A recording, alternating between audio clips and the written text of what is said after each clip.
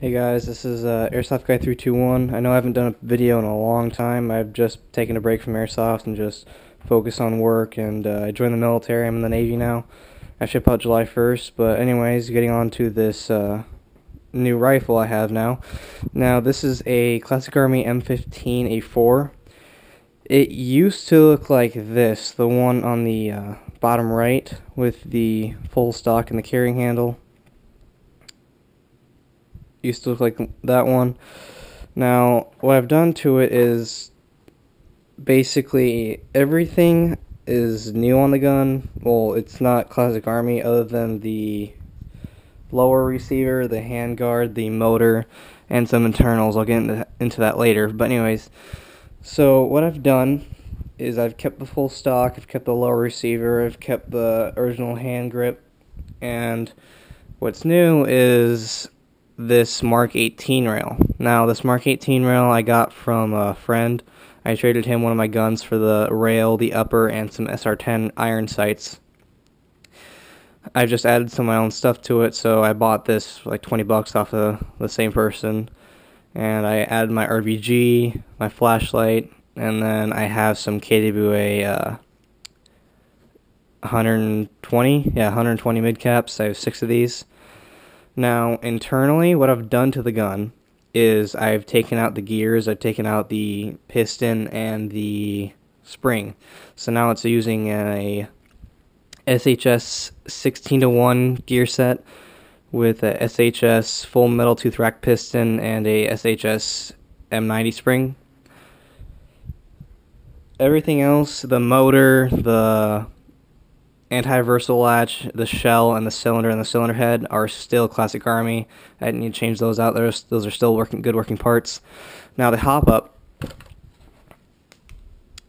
is I think it was a PPS metal hop-up unit. It's a very, very nice hop-up unit. Works really well. And basically, what I liked about this Classic Army compared to other M4s is this one used a real steel mag catch. Now, if you don't know what the difference between a real steel and what the fake ones are, the real steel uses a, well, you could say just a screw system, but it doesn't use a screw right here, because usually on the G&Gs, there's a screw placement right here on the mag release. Sorry about that.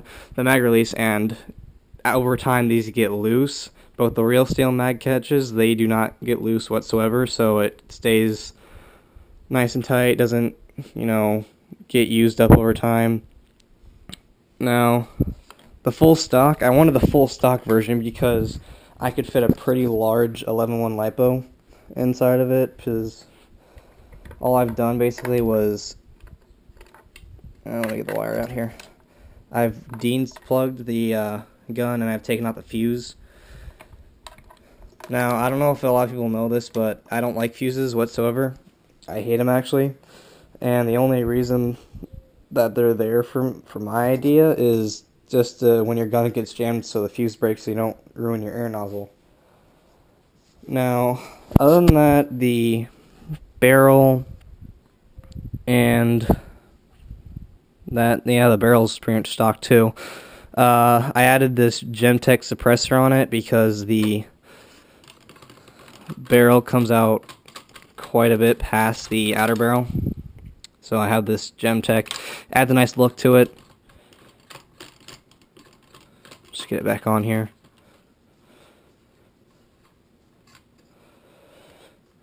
And then I have 2 Classic Army rail guards on, and then this one UTG on the bottom for my pointer finger when I'm holding it. These rail guards came with the gun, which I was kind of surprised with because Classic Army usually never does that. And it used to have a functioning bolt catch, but since I switched the uppers, because this is a different Classic Army upper, it wouldn't function with it, so I didn't really care. It was kind of a cool function, but didn't really have any usability other than switching the hop up. Now, I will do a shooting review of this later, and sorry I haven't been doing a lot of gameplay videos.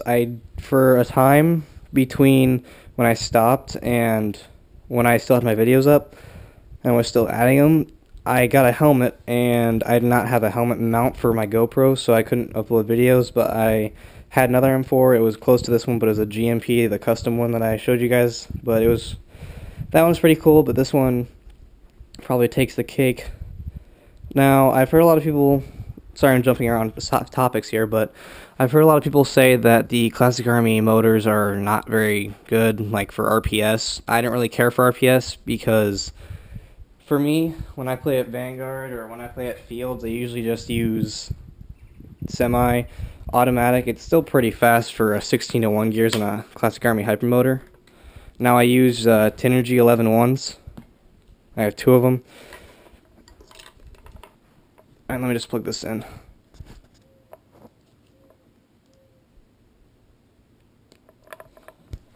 Alright, so I got the battery plugged in. This is semi. And then here's full auto. So it's still pretty fast for just 16:1 gears.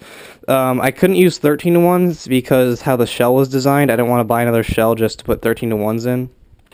So basically what was the problem was Classic Army M4s, I don't know if it's with all of them, but the SPC variants, their shells have a weird design to where the spur gear is. There's normally a bored out area for 13:1 gears to fit.